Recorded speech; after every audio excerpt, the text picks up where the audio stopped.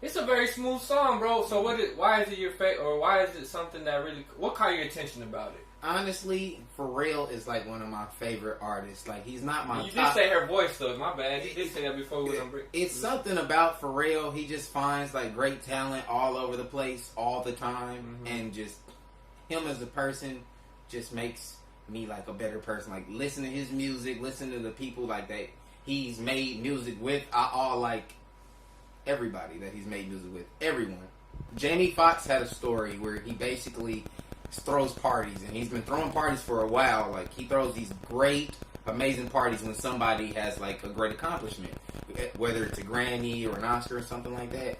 And I promise you, it's the coolest thing you ever heard of. They'll make a crazy party for him. They'll bring a whole bunch of people, and then they'll make the people come onto his balcony and sing. And he had a big party when he was young, and there were people there that people barely knew about. There's a guy in there with a green jacket on, just sitting over in the back, and he was like, "Man, that's how it is all the time, man. Women all over the place, and this is how it is." And he was like, "Yeah, man, what's your name?" He was like, "My name's Pharrell. I'm from the Nerds." Mm-hmm. Oh yeah. That was when he first really like kind of got popping. Yeah. Dang.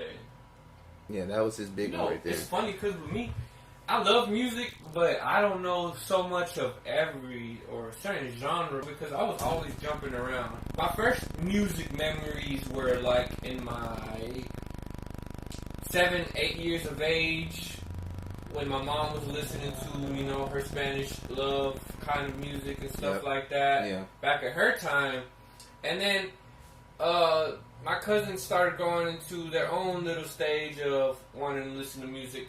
I had like 4 or 5 female cousins that I used to live around, and they were teenagers when I was about 12, right? Mm-hmm. They were already old enough to decide what kind of music they wanted to play and stuff. Correct. So my cousin would play B2K, and that was one of the main ones. B2K, back when B2K was around. I remember that, dude. I used to love B2K. So I started listening to that kind of music, which is like more of R&B, Lil Jon and the East Side Boy, Lovers and Friends. Mm-hmm. That song came out around that time. Mm-hmm. That's still one of my favorites to this day. Yeah.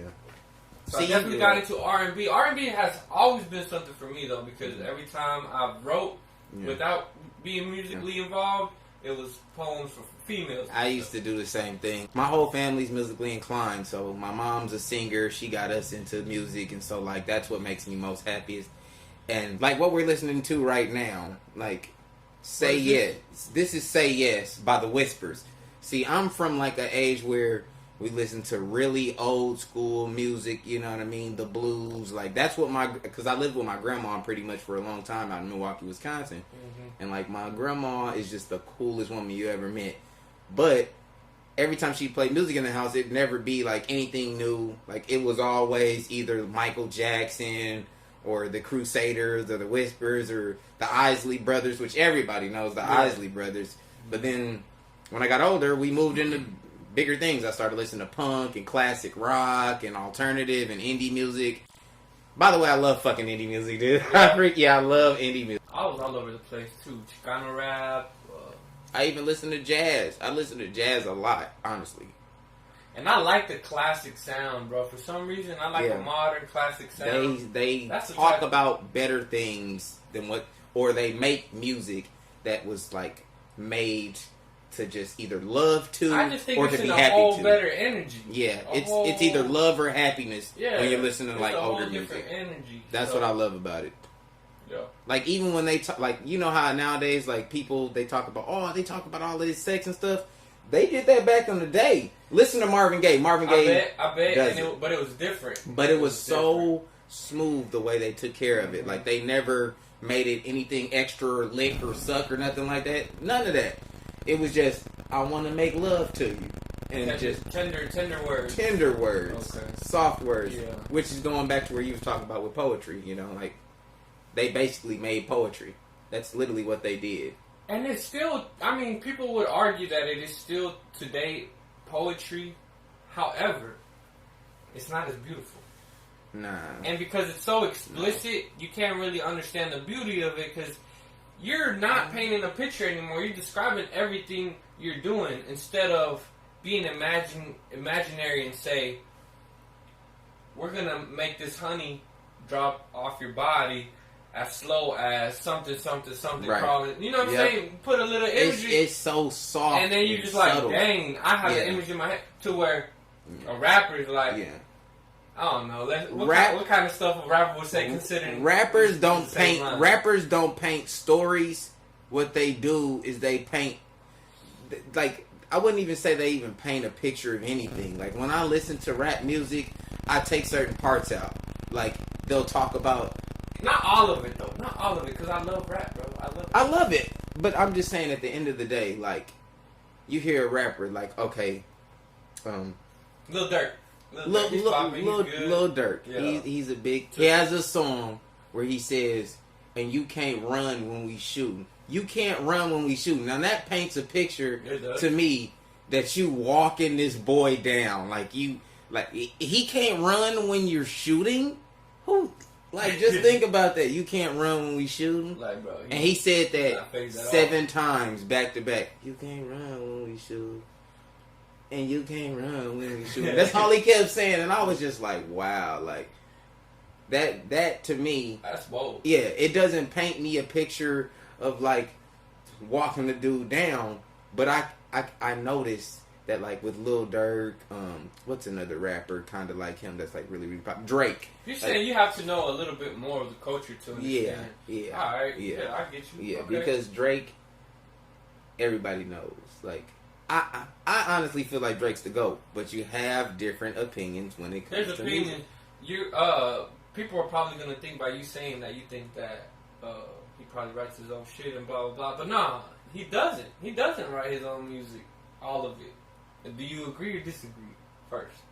What do you think? You think he does? You think he does, bro? So look, I'm going to just explain this softly, as softly as I can. Man. Drake does do that. He does do it. Let's just put that out there. Drake gets people. Look, bro. Look, just have an open mind. If me and you are sitting in the studio, I'm the rapper, you're the producer, right? I say some shit, and you're like, bro, it would sound hard if you said it like this. For example, right? It would sound hard if you said it like this. Okay.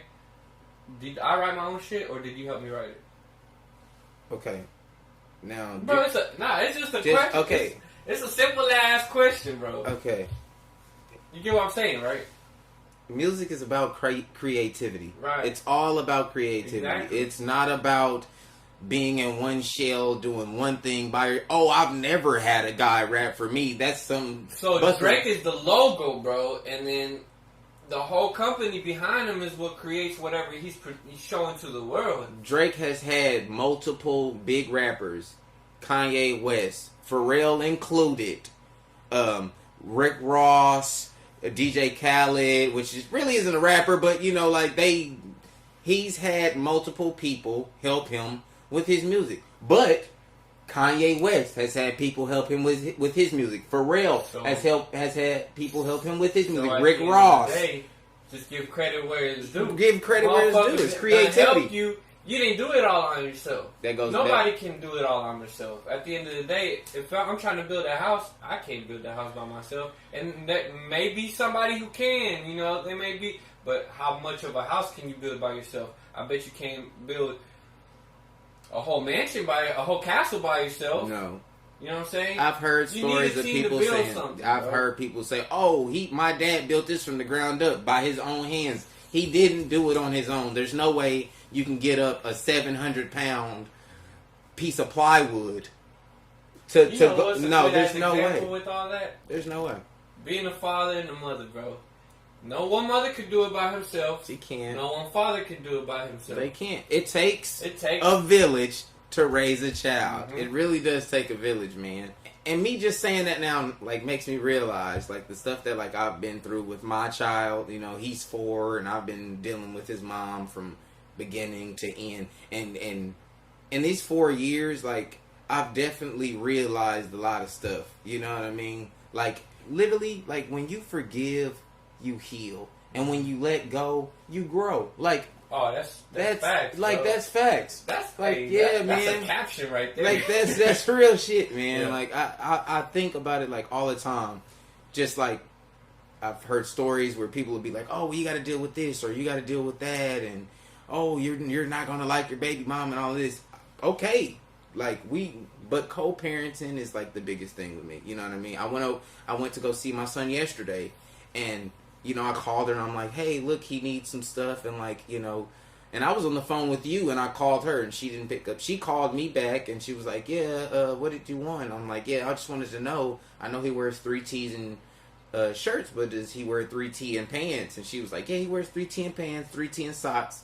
So I got all of it. She was like, if you really want to help him, give him some socks, and he really needs some underwear. I was like, okay, I got you. All right, cool. That's what's up. And so the big thing about, like, being with, like, co-parenting is, like, be cordial with the family that's around. So if she has her parents around, which that's what I have going on. My son has his grandma and his grandpa. They all live on the same land with his mom, and, you know, so it's a lot going on. Yeah. So I go over there a lot, as much as I can. But at the end of the day, they have their stuff going on. They go deer hunting with them and stuff. Right. So sometimes I'm not able to see my son. For a while, Yeah. But dang, that's very different than mine. See, because I have a good co-parenting relationship, and I'm able to see him pretty much every day. So it is good to, like, understand different areas, bro, because not every life is the same. it's not. And I would, if I could, bro, I would want to help any single father that is out there struggling, trying to make it, you know, on their own, quote unquote. You know what I'm saying? You need a circle strong that is going to support you. Yeah. So you need to surround yourself by people that are going to support you, people you want to be like. Mm-hmm. You know what I'm saying? So that way you can grow with them, because at the end of the day, you ain't never going to stop growing. Yep. So grow with the good circle. It's crazy how people preach that a lot. Like, people preach that 24/7. Oh yeah, man. You know, you gotta make. I don't understand it. Like, I don't really understand it. I've made a lot of mistakes in my life, you know, but, like, people really don't, like, learn from their mistakes. Like, it's preached all the time. Learn from your mistakes. Learn from your mistakes. But people really go back to doing that. That goes, like, even with, like, family issues. You know what I mean? Like, I just can't explain it, man. It's funny because me and my coworker, we were talking about how there's different kinds of women. There's the women that are gonna settle. They're gonna be like, all right, I'm used to dealing with this type of person, so I'm gonna continue. Well, I guess there's guys that do that same stuff too, but I guess we were guys do it too. Women do it, but women. Yeah, women and guys do it. It's a human behavior. You're either gonna be stuck in that circle, or you're either gonna be like, you know what, I know how to handle this, so I'm gonna stay here, or you're gonna say, fuck this. I need to verge away from this. Yeah. I've had to do it too. I need to grow. I need to fucking hold it down and face the consequences and toughen up and grow some balls or some whatever the situation may be. It don't matter what it is. We're either gonna do one of the two. I'm a fucking go getter at the end of the day, bro. Same here. That's all I want to do. Like, I go get. If there ain't no way right day. now, I'm gonna either find a way, I'm gonna look for a way, or I'm gonna make a way. All day. And that's facts right there, man. Because most people do not think that way. That's why it really comes down to the fact that you have to keep people around you that have the same mindset as you. When it comes to success, though, if you have a mindset of wanting to be down all the time, you're going to be around people that are going to be down. But if also they have the same interests, I would say. Yeah, I mean, not all the way. It doesn't really matter, but when you connect with the people, make sure it's on the energy you approve and that you like and that you enjoy and that everything's good and gravy type shit. Because there's places where you can just go and get bad energy from. I mean, I've had that a lot. It's like we live in a heaven and hell world, but we're deciding whether what bite to get out of. You know what I'm saying? Like, we get a bite off of heaven today, or a bite out of hell, or what type of a decision we're gonna make? Yeah, it totally goes down to Adam and Eve. And if you're not religious, at the end of the day, you're gonna do a good decision. You're gonna make a bad decision. You're gonna do something good for someone, or you're gonna do something bad that's gonna hurt somebody's emotions or situation in any way. So what are we really here to do?